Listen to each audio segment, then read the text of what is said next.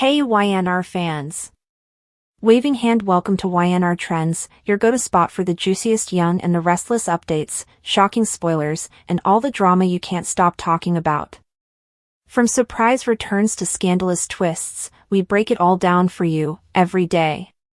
So grab your coffee, hit that subscribe button, and let's dive right into Genoa City's hottest gossip. Audra couldn't shake the gnawing suspicion in her chest, the kind of unease that never really left you alone until it exploded into something dangerous. For weeks she had been watching Holden, studying the way he looked at Claire, how his protective instincts felt a little too personal, a little too intense for someone who was just a friend, or even a casual confidant. Every glance between them carried a weight that gnawed at Audra's intuition, and no matter how much she tried to convince herself she was imagining things, the pieces weren't adding up. The air between Holden and Claire was charged with something unspoken, and though the people around them didn't seem to notice, Audra felt it as sharply as a knife point pressing against her skin. It was a gut feeling, and if Genoa City had taught her anything, it was that gut feelings usually led to the truth, even when the truth was unbearable. She started connecting dots that maybe nobody else had considered. Claire was relatively new to this world, carrying her own baggage from a troubled past, her life already riddled with shadows that made her hard to read. Holden, on the other hand, had been slipping into Genoa City's orbit with a quiet confidence, always around at the right time, always willing to shield Claire when questions became too probing. Their closeness wasn't just comfort, it was something else, something that could only come from shared blood or shared history. And suddenly it hit Audra like lightning in a storm. What if Holden wasn't just a friend? What if he was Claire's brother, a secret no one dared to say aloud because the scandal of it could shatter the fragile balance they all walked on? The more Audra entertained the thought, the more obsessed she became with uncovering it. She replayed moments in her head, small gestures that didn't seem significant at the time but now screamed of something deeper. The way Holden's voice softened when he said Claire's name, the way Claire's eyes would dart away when anyone pried into her past, the way their arguments carried the heat of family tensions rather than casual disagreements. Audra could practically hear the silent plea in Claire's words whenever she said Holden was just someone she trusted. It was too carefully worded, too deliberately vague, and Audra was too sharp to let that slip by unnoticed. Her suspicion grew into a dangerous curiosity, the kind that pushed her to act recklessly even when she knew better. She cornered Holden one evening, choosing her timing carefully, catching him outside the Grand Phoenix where he thought nobody was watching. The night was heavy with humidity, the neon lights reflecting against the wet pavement, and Holden was just about to light a cigarette when Audra stepped out of the shadows. He froze at the sight of her, his eyes narrowing instantly, as though he already knew she was there for a reason he wouldn't like. Audra, with her sharp tongue and sharper instincts, wasted no time encircling the truth. "You've been awfully protective of Claire," she said, her tone deceptively casual but her eyes locked on him like a hawk spotting prey. "It almost feels like you're hiding something from the rest of us." Holden stiffened, his jaw tightening, but he tried to brush it off with a smirk. "Claire's been through a lot. Someone has to look out for her. Maybe you should try it sometime instead of playing detective." His words were meant to cut, but Audra didn't flinch.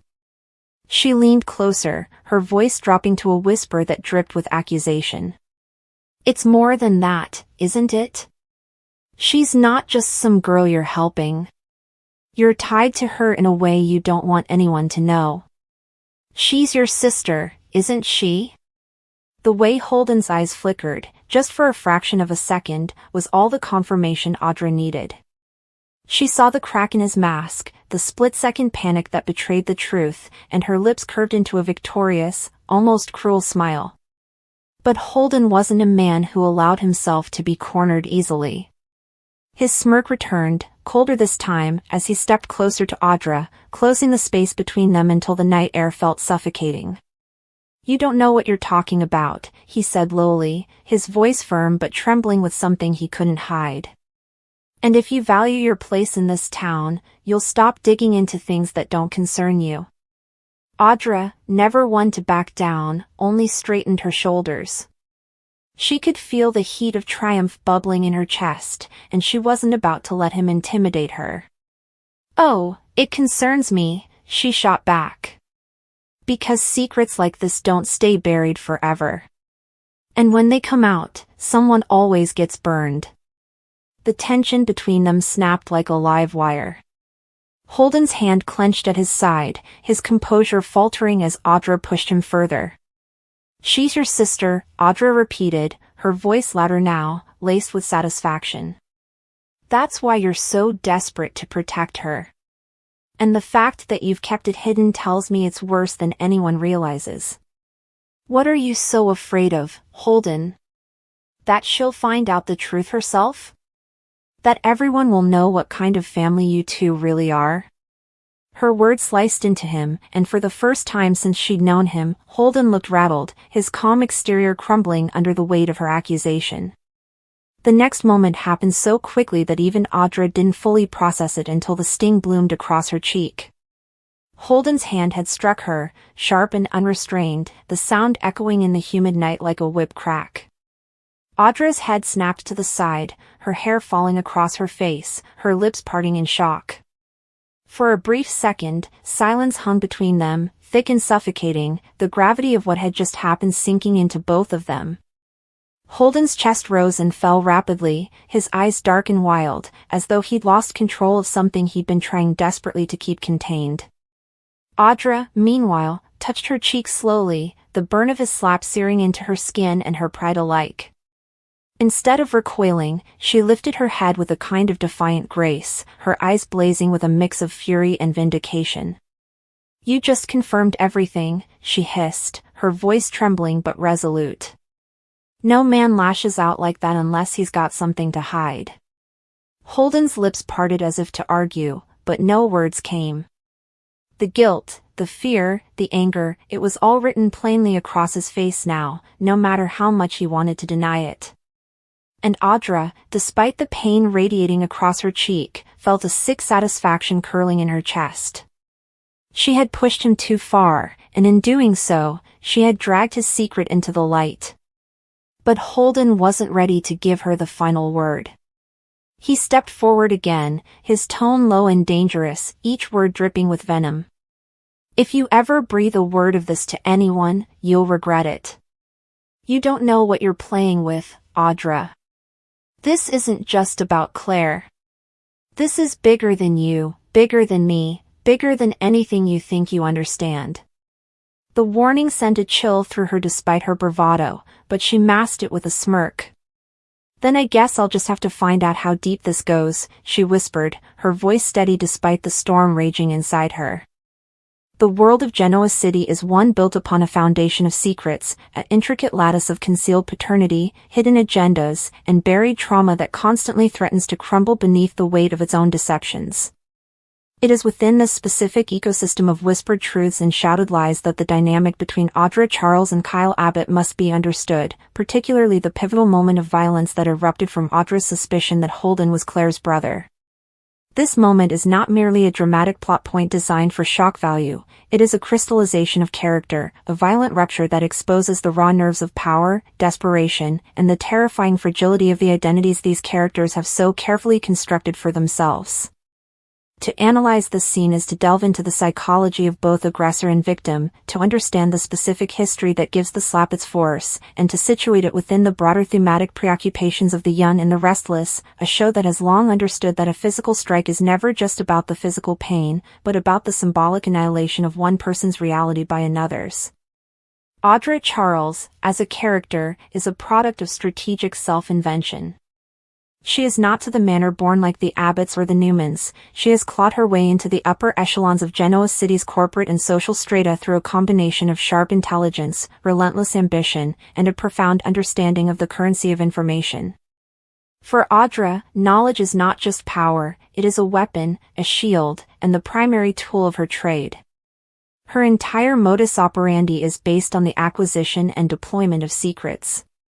She navigates the world by piecing together fragments of conversation, half-truths, and concealed histories, using them to anticipate moves, manipulate outcomes, and secure her own position.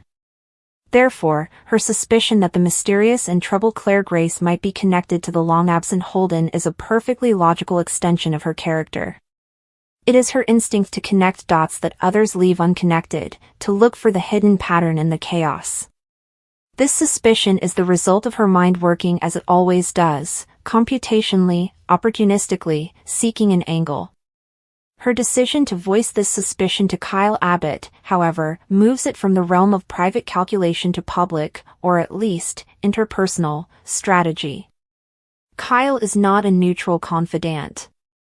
He is himself a man deeply entangled in the central mysteries and emotional upheavals of the Abbott family, a man whose own sense of self has been repeatedly shattered and reassembled by revelations of paternity and betrayal. At this point in the narrative, Kyle is emotionally vulnerable, grappling with the fallout of Claire's actions and the ongoing trauma she has inflicted upon his family, particularly his wife Summer and his mother Diane. He is raw, defensive, and operating from a place of profound emotional exhaustion. Audra's approach, therefore, is a critical miscalculation.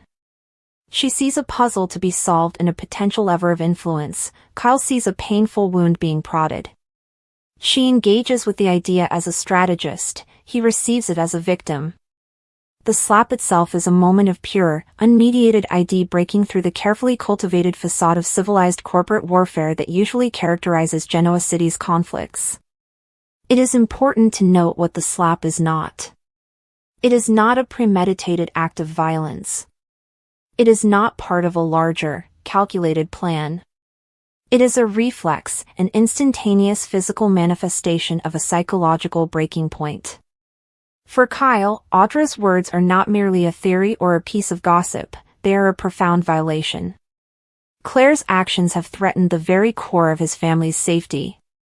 To then have her trauma and her existence reduced to a speculative what-if scenario, a piece of intellectual intrigue for Audra to dissect, feels grotesquely disrespectful. It minimizes his pain and the very real danger his family has faced. Furthermore, on a deeper level, Kyle's entire life has been shadowed by secrets of parentage, his own paternity regarding Jack Abbott, his son Harrison's paternity, and the endless cycle of revelation and heartbreak that follows. The suggestion that another hidden lineage is at play, threatening to unleash yet another wave of chaos, is perhaps the ultimate trigger. Audra's words threaten to pull him back into a cycle of dysfunction from which he is desperately trying to escape. The violence is also a stark reassertion of power dynamics. In that moment, Kyle reclaims a sense of agency. Throughout the Claire ordeal, he, along with his family, has been reactive, responding to the actions of a mysterious adversary. He has felt powerless. Audra, with her cool, analytical delivery of her suspicion, embodies a different kind of threat, the threat of the outsider who treats his personal trauma as a game. The slap is a brutal, primitive way of shutting down that game. It is a command, stop. This is not a theory to you, it is my life. It instantly rebalances the power in the room from the cerebral, information-wielding Audra to the emotionally raw, physically present Kyle. He cannot win an argument with her in that moment with logic or facts because his emotions are too overwhelming. So, he uses the only language available to him in that split second, physical force. From Audra's perspective, the slap is both a shock and a profound humiliation. Her power resides in her voice, her words, her ability to persuade and manipulate. To be physically silenced is to have her primary weapon rendered useless. It is an attack on her very identity. She trades in the abstract and the potential, the slap is brutally concrete and immediate. The sting on her cheek is a visceral reminder that for all her cunning and intelligence, she exists in a world where physicality and raw emotion can still trump strategy. The shock on her face is not just from pain, but from the utter failure of her methodology. Her words, which she so carefully chooses as tools, have provoked a response that is entirely outside the rulebook she understands. She has been playing corporate chess, and her opponent has just knocked over the board. This moment is deeply emblematic of the core tensions that define the young and the restless. The show consistently explores the conflict between the old money, established family dynasties, the Abbotts, the Newmans, and the outsiders who seek to enter their world through sheer force of will, often characters like Audra, or earlier, Ashley Abbott herself in her early days. The established families operate with a sense of entitlement and a history of shared trauma that creates a fortress around them. Outsiders must find a way to breach those walls, and they often do so with information. The slap is a symbolic defense of that fortress. Kyle, as an Abbott scion, is defending his family's narrative from an outsider's interference. He is asserting that some truths, even speculative ones, are not hers to toy with. They are Abbott property, to be dealt with on Abbott terms. Furthermore, the scene is a classic example of the soap opera's reliance on what could be termed the trauma of the secret. In this genre, secrets are not passive, they are active, corrosive agents that infect relationships and dictate behavior. The secret of Claire's parentage, and by extension, her connection to Holden and ultimately, to Victoria Newman, is a ticking time bomb. Audra, by merely brushing against the outer shell of this secret, unknowingly threatens to detonate it prematurely. Kyle's violent reaction is a subconscious effort to keep the lid on that box, to prevent the chaos he instinctively knows would follow if its contents were spilled out before the family is ready to control the narrative. His slap is an attempt to maintain order in the face of impending chaos. The aftermath of the slap is as crucial as the act itself. The immediate silence that follows is heavy with unspoken ramifications. For Kyle, there is likely a rush of shame mingled with his anger. He is not a routinely violent man, his identity is that of a businessman, a son, a husband. This loss of control is a crack in his own self-image. For Audra, the aftermath is where her character's resilience is tested. Does she retreat, cowed by the physical threat? Or does she absorb the shock, add it to her ledger of grievances, and learn from her miscalculation? It is far more likely to be the latter. The slap teaches her a valuable, if harsh, lesson about the Abbott family, that beneath the polished surface of corporate boardrooms and family dinners lies a raw, emotional core capable of startling violence when threatened. It informs her future interactions with Kyle and the others, teaching her to better calibrate her approach, to wield her information with even more precision, and to never again underestimate the volatile human emotion that underpins the cold calculus of Genoa City's power struggles. In conclusion, the moment Audra Charles is slapped by Kyle Abbott for voicing her suspicion about Holden and Claire is a microcosm of everything that makes the storytelling in The Young and the Restless so potent. It is a collision of two worldviews, the analytical versus the emotional, the strategic versus the protective, the outsider versus the dynasty. It is a violent manifestation of the show's central theme that the past is never truly past, and that secrets have a weight and a life of their own that can physically erupt into the present. The slap is not an act of mere aggression, it is a language. It is Kyle's desperate, wordless argument against having his trauma commodified and his family's fragile peace threatened by speculation. It is a brutal declaration that some lines of inquiry are too dangerous to cross, and that in the high-stakes game of Genoa City, while information might be power, emotion can sometimes be a trump card that changes the game entirely. The red mark on Audra's cheek is a temporary brand, but the lesson it imparts, about the boundaries of power, the respect for trauma, and the unpredictable humanity that lurks beneath the surface of calculated intrigue, leaves a permanent impression on the dynamics of the characters involved.